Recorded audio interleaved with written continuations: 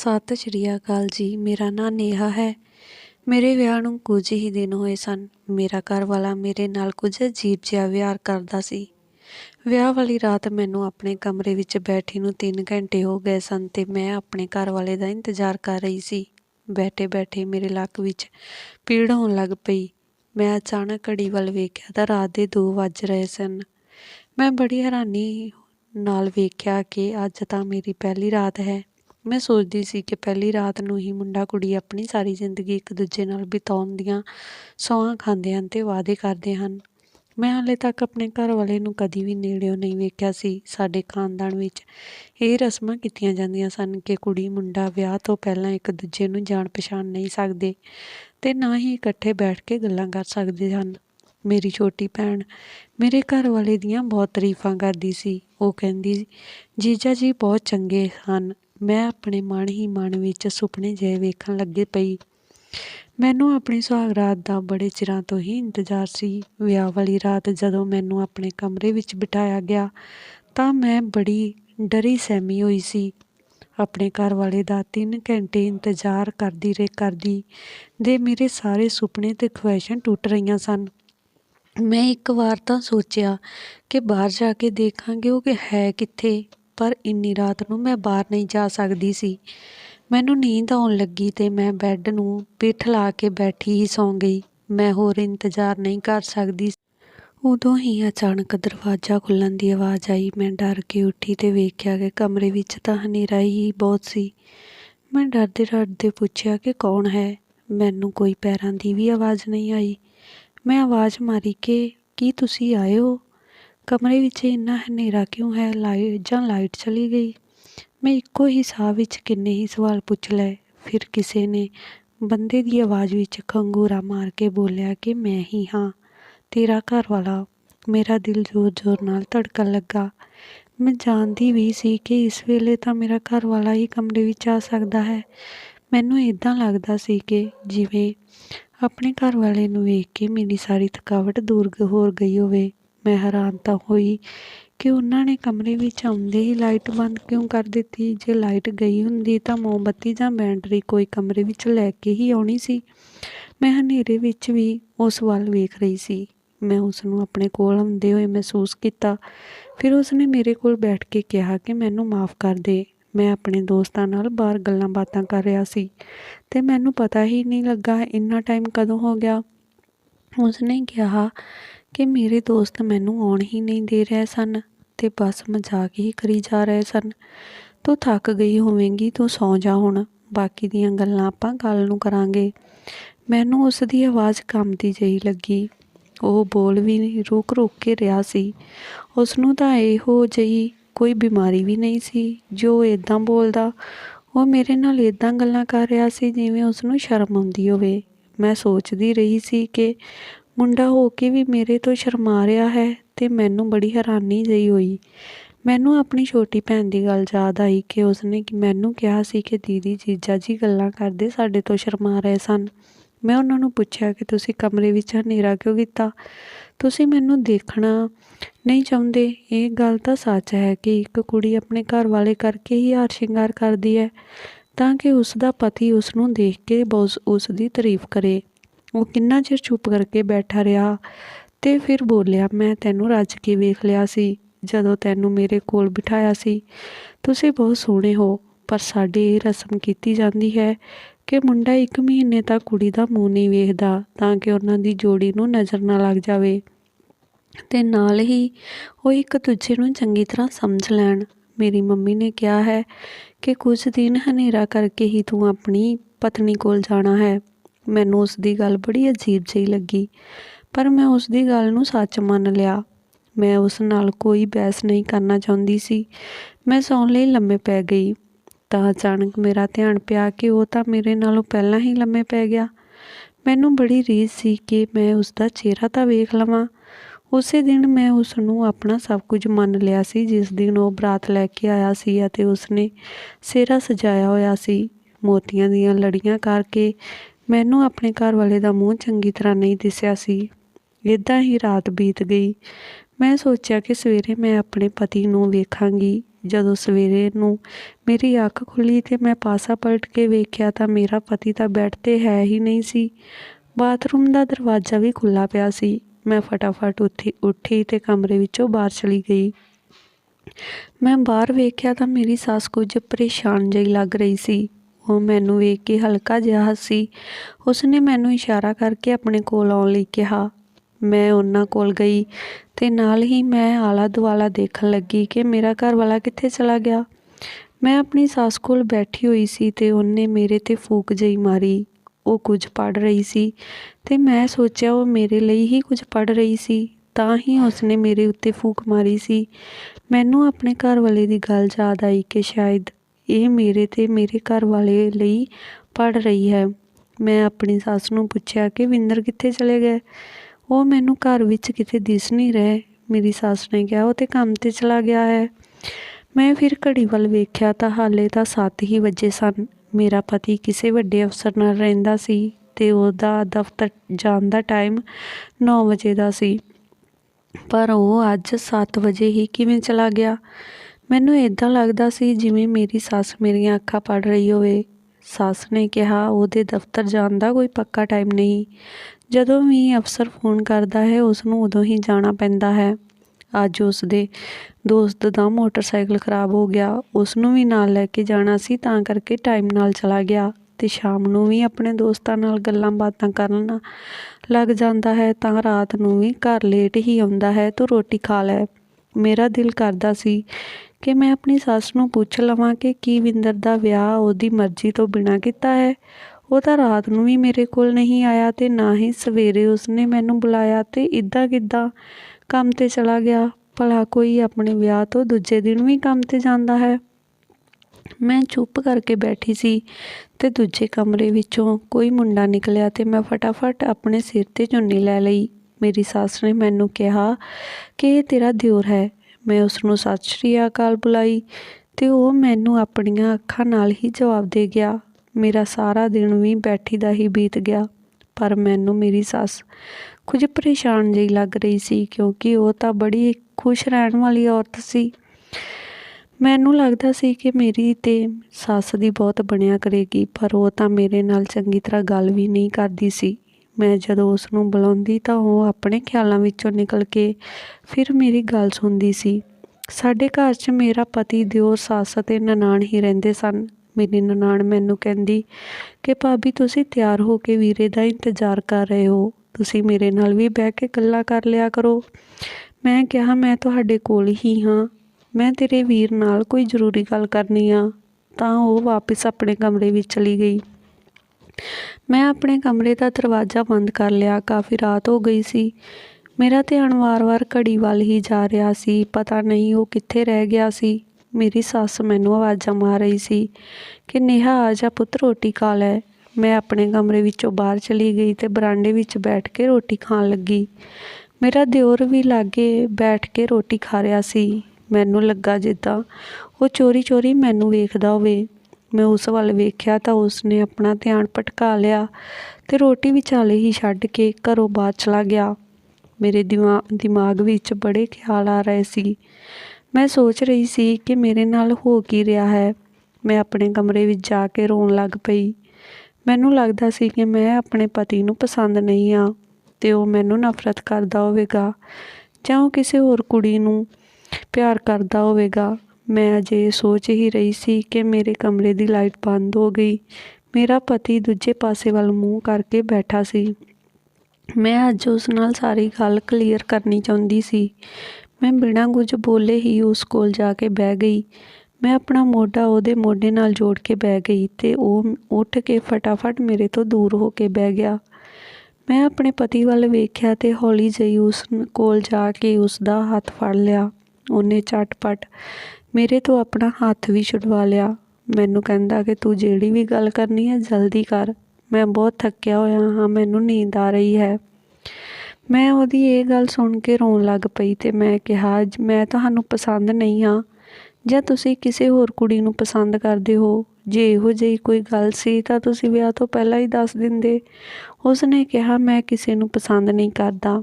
ਮੇਰੀ ਇੱਕ ਮਜਬੂਰੀ ਹੈ ਕਿ ਨਾ ਮੈਂ ਤੈਨੂੰ ਦੇਖ ਸਕਦਾ ਹਾਂ ਤੇ ਨਾ ਹੀ ਮੈਂ ਤੇਰੇ ਕੋਲ ਆ ਸਕਦਾ ਹਾਂ। ਮੈਂ ਤੇਰੇ ਨਾਲ ਕੋਈ ਵੀ ਪਿਆਰ ਦੀ ਗੱਲ ਨਹੀਂ ਕਰ ਸਕਦਾ। ਮੈਨੂੰ ਉਹਦੀਆਂ ਗੱਲਾਂ 'ਤੇ ਗੁੱਸਾ ਆਉਣ ਲੱਗ ਪਿਆ ਕਿ ਇਹੋ ਜਿਹੀ ਕੀ ਮਜਬੂਰੀ ਹੈ ਇਹਦੀ। ਉਹ ਮੇਰੇ ਤੋਂ ਦੂਰ ਜਾਂਦਾ ਹੈ ਤੇ ਮੈਂ ਉਸ ਕੋਲ ਜਾਣ ਦੀ ਕੋਸ਼ਿਸ਼ ਕਰਦੀ ਹਾਂ। ਬਸ ਇਸੇ ਤਰ੍ਹਾਂ ਕਿੰਨੀਆਂ ਹੀ ਰਾਤਾਂ ਬੀਤ ਗਈਆਂ। ਮੈਨੂੰ ਪਤਾ ਨਹੀਂ ਕਿਉਂ ਇੱਦਾਂ ਲੱਗਦਾ ਸੀ ਕਿ ਚੋਰੀ ਚੋਰੀ ਮੈਨੂੰ ਕੋਈ ਵੇਖ ਰਿਹਾ ਹੈ, ਤੇ ਜਦੋਂ ਮੈਂ ਵੇਖਦੀ ਤਾਂ ਮੈਨੂੰ ਕੋਈ ਵੀ ਨਹੀਂ ਦਿਖਦਾ ਸੀ। ਮੇਰਾ ਪਤੀ ਸਾਰਾ ਦਿਨ ਘਰੋਂ ਬਾਹਰ ਹੀ ਰਹਿੰਦਾ। ਇੱਕ ਦਿਨ ਮੈਂ ਸ਼ਾਮ ਨੂੰ ਚਾਹ ਬਣਾ ਕੇ ਆਪਣੀ ਸੱਸ ਨੂੰ ਦੇਣ ਚੱਲੀ ਸੀ ਤੇ ਉਹ ਕਿਸੇ ਨਾਲ ਫੋਨ 'ਤੇ ਗੱਲ ਕਰ ਰਹੀ ਸੀ। ਉਹ ਰੋ ਰੋ ਕੇ ਕਿਸੇ ਦੇ ਤਰਲੇ ਕੱਢ ਰਹੀ ਸੀ। ਮੈਨੂੰ ਆਪਣੀ ਸੱਸ 'ਤੇ ਬੜਾ ਤਰਸ ਆਇਆ, ਪਰ ਜੋ ਸੱਚਾਈ ਮੈਨੂੰ ਪਤਾ ਲੱਗੀ ਉਸਨੇ ਤਾਂ ਮੇਰੇ ਪੈਰਾਂ ਹੇਠੋਂ ਜ਼ਮੀਨ ਹੀ ਕੱਢ ਦਿੱਤੀ। ਹਫ਼ਤੇ ਕੁ ਬਾਅਦ ਮੇਰੀ ਸੱਸ ਦੀ ਵੱਡੀ ਭੈਣ ਮਿਲਣ ਆਈ, ਸਾਡੇ ਘਰ ਆਈ। ਉਸਨੇ ਮੈਨੂੰ ਬੜੇ ਪਿਆਰ ਨਾਲ ਬੁਲਾਇਆ। ਅਸੀਂ ਰੋਟੀ ਵੀ ਇਕੱਠੇ ਬੈਠ ਕੇ ਖਾਧੀ। ਅਚਾਨਕ ਮੈਂ ਆਪਣੀ ਸੱਸ ਤੇ ਦਿਓਰ ਨੂੰ ਕਾਲੀ ਕਾਲੀ ਰੋਟੀ ਖਾਂਦੇ ਵੇਖਿਆ ਤੇ ਮੇਰਾ ਦਿਓਰ ਆਪਣੀ ਰੋਟੀ ਚੁੱਕ ਕੇ ਕਮਰੇ ਵਿੱਚ ਚਲਾ ਗਿਆ। ਮੇਰੀ ਨਨਾਣ ਤਾਂ ਜਲਦੀ ਹੀ ਸੌਂ ਜਾਂਦੀ ਸੀ। ਮੇਰੀ ਮਾਸੀ ਸੱਸ ਮੇਰੀ ਸੱਸ ਨੂੰ ਕਹਿ ਰਹੀ ਸੀ ਕਿ ਤੂੰ ਤਾਂ ਆਪਣੇ ਛੋਟੇ ਮੁੰਡੇ ਦਾ ਰਿਸ਼ਤਾ ਮੇਰੀ ਸਹੇਲੀ ਦੀ ਕੁੜੀ ਨਾਲ ਕੀਤਾ ਸੀ ਤੇ ਹੁਣ ਤੂੰ ਹੀ ਦੱਸ ਕਦੋਂ ਵਿਆਹ ਕਰਨਾ। ਮੇਰੀ ਸੱਸ ਨੇ ਗੱਲ ਨੂੰ ਟਾਲ ਮਟੋਲ ਕਰ ਦਿੱਤਾ। ਮੈਨੂੰ ਲੱਗਾ ਕਿ ਜਿਵੇਂ ਉਹ ਇਸ ਰਿਸ਼ਤੇ ਤੋਂ ਖੁਸ਼ ਨਹੀਂ ਹੈ। ਅਗਲੇ ਹੀ ਦਿਨ ਮੇਰੀ ਸੱਸ ਆਪਣੇ ਕਮਰੇ ਵਿੱਚ ਸੁੱਤੀ ਉੱਠ ਕੇ ਨਹੀਂ ਆਈ ਸੀ ਤੇ ਮੈਂ ਕਿਚਨ ਵਿੱਚ ਰੋਟੀ ਬਣਾ ਰਹੀ ਸੀ। ਮੇਰੀ ਮਾਸੀ ਸੱਸ ਵੀ ਉੱਥੇ ਹੀ ਆ ਗਈ।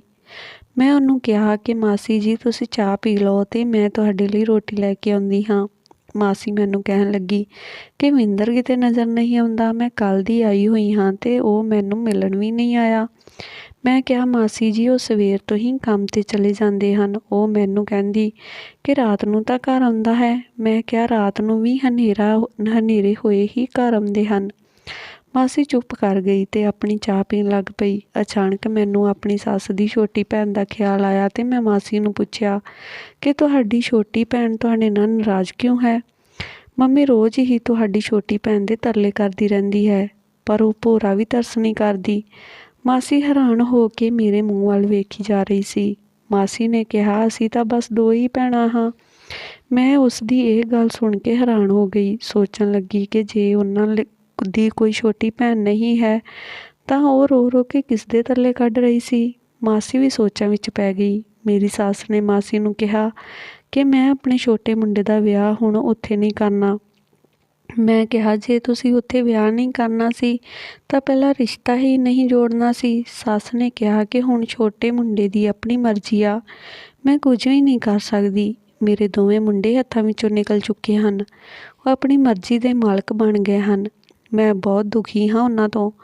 ਮੇਰੀ ਸੱਸ ਰੋਣ ਲੱਗ ਪਈ ਤੇ ਮੈਂ ਉਹਨਾਂ ਨੂੰ ਤਸੱਲੀ ਦਿੱਤੀ। ਮੈਂ ਵੀ ਆਪਣੇ ਘਰ ਵਾਲੇ ਤੋਂ ਬਹੁਤ ਤੰਗ ਹੋ ਗਈ ਸੀ। ਮੈਨੂੰ ਲੱਗਦਾ ਸੀ ਕਿ ਮੈਂ ਉਹਦੇ ਸਾਹਮਣੇ ਰਹਿੰਦੀ ਹਾਂ ਤਾਂ ਕਰਕੇ ਉਸ ਨੂੰ ਮੇਰੀ ਕਦਰ ਨਹੀਂ ਹੈ। ਇੱਕ ਦਿਨ ਮੈਂ ਸੋਚਿਆ ਕਿ ਮੈਂ ਆਪਣੇ ਪੇਕੇ ਚਲੀ ਜਾਵਾਂ। ਮੈਂ ਆਪਣੀ ਸੱਸ ਨੂੰ ਪੁੱਛਿਆ ਤੇ ਪੇਕੇ ਚਲੀ ਗਈ।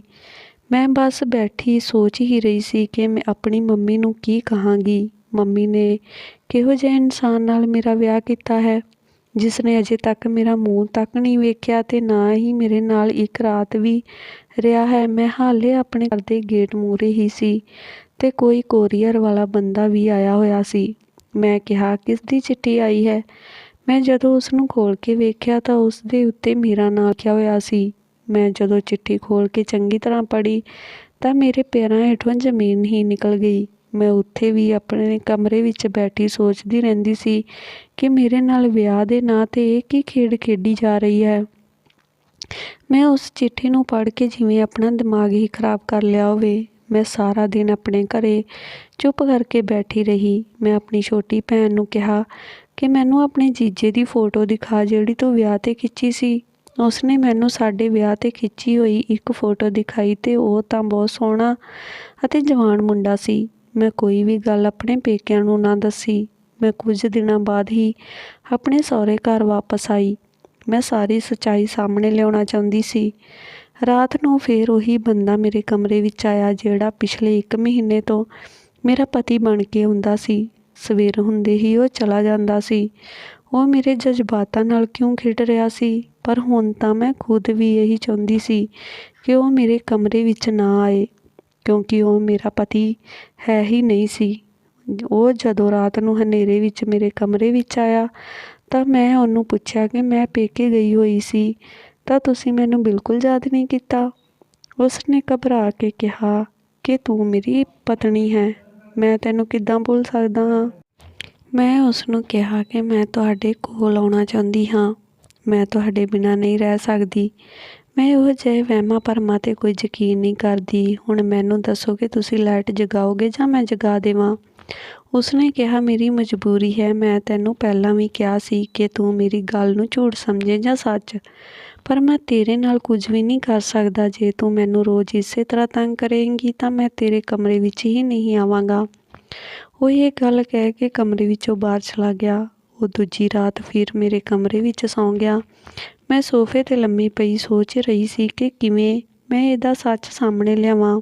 ਅਗਲੀ ਰਾਤ ਮੈਂ ਆਪਣੀ ਨਨਾਣ ਨੂੰ ਕਿਹਾ ਕਿ ਮੇਰੀ ਸਿਹਤ ਠੀਕ ਨਹੀਂ ਹੈ, ਤੂੰ ਮੇਰੇ ਕੋਲ ਰੁਕ ਜਾ।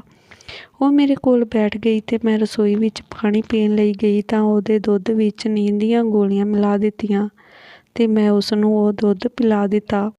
ਮੈਂ ਆਪਣੀ ਨਨਾਣ ਨੂੰ ਆਪਣੇ ਬੈੱਡ 'ਤੇ ਲੰਮੇ ਪਾ ਦਿੱਤਾ ਅਤੇ ਆਪ ਕਮਰੇ ਵਿੱਚ ਹੀ ਲਾਈਟ ਬੰਦ ਕਰਕੇ ਲੁਕ ਗਈ। ਕੁਝ ਦੇਰ ਬਾਅਦ ਉਹੀ ਬੰਦਾ ਮੇਰੇ ਕਮਰੇ ਵਿੱਚ ਆਇਆ ਅਤੇ ਬੈੱਡ 'ਤੇ ਦੂਜੀ ਸਾਈਡ 'ਤੇ ਬਹਿ ਗਿਆ। ਮੈਂ ਉਦੋਂ ਹੀ ਲਾਈਟ ਜਗਾ ਦਿੱਤੀ। ਜਦੋਂ ਮੈਂ ਉਹਨੂੰ ਵੇਖਿਆ ਤਾਂ ਮੇਰੇ ਹੋਸ਼ ਉੱਡ ਗਏ। ਉਹ ਤਾਂ ਮੇਰਾ ਦਿਓਰ ਸੀ। ਉਹ ਵੀ ਮੈਨੂੰ ਬੜੀ ਹੈਰਾਨੀ ਨਾਲ ਵੇਖ ਰਿਹਾ ਸੀ ਅਤੇ 1 ਮਹੀਨੇ ਤੋਂ ਉਹੀ ਮੇਰੇ ਕਮਰੇ ਵਿੱਚ ਆਉਂਦਾ ਸੀ। ਮੈਂ ਉਹਨੂੰ ਕਿਹਾ ਤੈਨੂੰ ਸ਼ਰਮ ਨਹੀਂ ਆਉਂਦੀ, ਤੂੰ ਮੇਰੇ ਕਮਰੇ ਵਿੱਚ ਕਿਉਂ ਆਉਂਦਾ ਹੈ। ਮੈਂ ਉਹੀ ਚਿੱਠੀ ਕੱਢ ਕੇ ਉਹਦੇ ਮੂੰਹ 'ਤੇ ਮਾਰੀ ਜਿਸ ਵਿੱਚ ਲਿਖਿਆ ਸੀ ਕਿ ਮੈਂ ਤੈਨੂੰ ਉਹ ਖੁਸ਼ੀ ਨਹੀਂ ਦੇ ਸਕਦਾ ਜਿਹੜੀ ਤੂੰ ਮੇਰੇ ਤੋਂ ਚਾਹੁੰਦੀ ਹੈ, ਇਸ ਲਈ ਮੈਂ ਇਹ ਘਰ ਛੱਡ ਕੇ ਚਲਾ ਗਿਆ ਹਾਂ। ਮੈਂ ਤੈਨੂੰ ਦੁਖੀ ਨਹੀਂ ਦੇਖਣਾ ਚਾਹੁੰਦਾ। ਮੇਰੀ ਮੰਮੀ ਨੇ ਧੱਕੇ ਨਾਲ ਹੀ ਮੇਰਾ ਵਿਆਹ ਤੁਹਾਡੇ ਨਾਲ ਕਰ ਦਿੱਤਾ। ਮੇਰੇ ਲੱਖ ਵਾਰ ਮਨ੍ਹਾ ਕਰਨ 'ਤੇ ਵੀ ਮੇਰੀ ਮੰਮੀ ਨੇ ਮੇਰਾ ਵਿਆਹ ਤੁਹਾਡੇ ਨਾਲ ਕਰ ਦਿੱਤਾ। ਮੈਂ ਪਹਿਲੀ ਰਾਤ ਹੀ ਘਰੋਂ ਚਲਾ ਗਿਆ ਸੀ ਅਤੇ ਮੈਂ ਇਹ ਸੱਚਾਈ ਤੈਨੂੰ ਦੱਸਣਾ ਚਾਹੁੰਦਾ ਸੀ। ਤੁਸੀਂ ਜਿਸ ਨਾਲ ਵੀ ਵਿਆਹ ਕਰਵਾਉਣਾ ਚਾਹੁੰਦੇ ਹੋ ਕਰਵਾ ਲਵੋ। ਮੇਰਾ ਦਿਓਰ ਅਤੇ ਮੇਰੀ ਸੱਸ ਮੈਨੂੰ ਧੋਖਾ ਦੇ ਰਹੇ ਸਨ। ਮੈਂ ਉਸਨੂੰ ਕਾਲਰ ਤੋਂ ਫੜਿਆ ਅਤੇ ਜ਼ੋਰ ਨਾਲ ਝੰਜੋਟਿਆ। ਮੇਰੇ ਦਿਓਰ ਨੇ ਕਿਹਾ ਕਿ ਮੈਂ ਤੁਹਾਡੇ ਨਾਲ ਇਹੋ ਜਿਹਾ ਕੁਝ ਵੀ ਨਹੀਂ ਕੀਤਾ ਜਿਸ ਕਰਕੇ ਤੁਹਾਨੂੰ ਅਤੇ ਮੈਨੂੰ ਸ਼ਰਮਿੰਦਗੀ ਮਹਿਸੂਸ ਹੋਵੇ। ਦਿਓਰ ਨੇ ਕਿਹਾ ਭਾਬੀ ਮੈਂ ਜੋ ਵੀ ਕਰਦਾ ਸੀ ਮੈਂ ਤੁਹਾਡੀ ਮਰਜ਼ੀ ਤੋਂ ਬਿਨਾਂ ਤੁਹਾਡੇ ਨਾਲ ਕੋਈ ਵੀ ਰਿਸ਼ਤਾ ਨਹੀਂ ਬਣਾਉਣਾ ਚਾਹੁੰਦਾ ਹਾਂ। ਵਿੰਦਰ ਵੀਰਾ ਤਾਂ ਵਿਆਹ ਵਾਲੀ ਰਾਤ ਹੀ ਘਰੋਂ ਚਲਾ ਗਿਆ ਸੀ ਕਿਉਂਕਿ ਉਹ ਇਸ ਰਿਸ਼ਤੇ ਤੋਂ ਸਹਿਮਤ ਨਹੀਂ ਸੀ ਅਤੇ ਮੰਮੀ ਚਾਹੁੰਦੀ ਸੀ ਕਿ ਮੈਂ ਤੁਹਾਡੇ ਨਾਲ ਹਨੇਰੇ ਵਿੱਚ ਸੌਂ ਜਾਇਆ ਕਰਾਂ ਤਾਂ ਕਿ ਤੁਸੀਂ ਮਾਂ ਬਣ ਜਾਓ ਅਤੇ ਮੇਰੇ ਵੀਰੇ ਦੀ ਇਸ ਗੱਲ ਦਾ ਕਿਸੇ ਨੂੰ ਪਤਾ ਨਾ ਲੱਗੇ। ਮੰਮੀ ਮੈਨੂੰ ਕਹਿੰਦੀ ਸੀ ਕਿ ਕਿਸੇ ਨੂੰ ਸ਼ੱਕ ਨਾ ਹੋਵੇ ਅਤੇ ਤੂੰ ਨੇਹਾ ਦੇ ਕਮਰੇ ਵਿੱਚ ਚਲਾ ਜਾਇਆ ਕਰ, ਪਰ ਮੈਂ ਤੁਹਾਡੇ ਨਾਲ ਕੁਝ ਵੀ ਗਲਤ ਨਹੀਂ ਕਰਨਾ ਚਾਹੁੰਦਾ ਸੀ। ਮੈਂ ਤੁਹਾਨੂੰ ਪਿਆਰ ਕਰਦਾ। ਮੈਂ ਤੁਹਾਡੀ ਮਰਜ਼ੀ ਤੋਂ ਬਿਨਾਂ ਕੋਈ ਵੀ ਸੰਬੰਧ ਤੁਹਾਡੇ ਨਾਲ ਨਹੀਂ ਬਣਾ ਸਕਦਾ।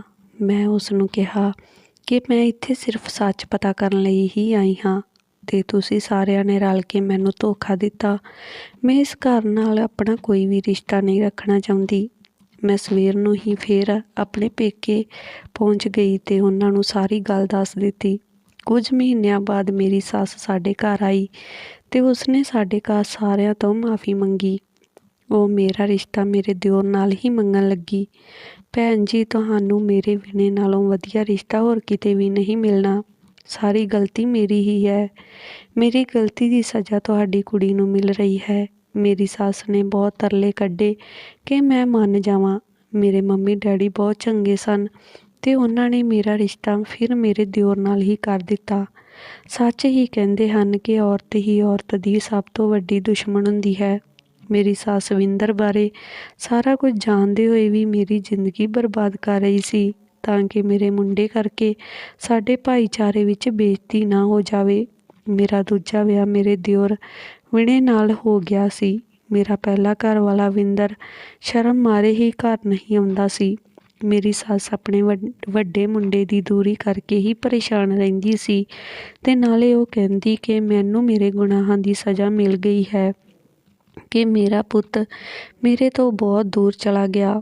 ਦੁਨੀਆ 'ਤੇ ਇਹੋ ਜਿਹੀਆਂ ਸੱਸਾਂ ਵੀ ਹੁੰਦੀਆਂ ਹਨ ਜਿਹੜੀਆਂ ਆਪਣੀਆਂ ਧੀਆਂ ਪੁੱਤਾਂ ਦੀਆਂ ਖੁਸ਼ੀਆਂ ਨੂੰ ਬਰਬਾਦ ਕਰ ਦਿੰਦੀਆਂ ਹਨ ਅਤੇ ਆਪਣੇ ਸਵਾਰਥ ਨਾਲ ਮਤਲਬ ਰੱਖਦੀਆਂ ਹਨ। ਧੰਨਵਾਦ ਜੀ। ਇਹ ਸੀ ਅੱਜ ਦੀ ਆਪਣੀ ਕਹਾਣੀ। ਜੇਕਰ ਕਹਾਣੀ ਵਧੀਆ ਲੱਗੀ ਹੋਵੇ ਤਾਂ ਲਾਈਕ, ਕਮੈਂਟ, ਸ਼ੇਅਰ ਜ਼ਰੂਰ ਕਰਨਾ ਅਤੇ ਚੈਨਲ ਨੂੰ ਸਬਸਕ੍ਰਾਈਬ ਜ਼ਰੂਰ ਕਰ ਦੇਣਾ ਜੀ।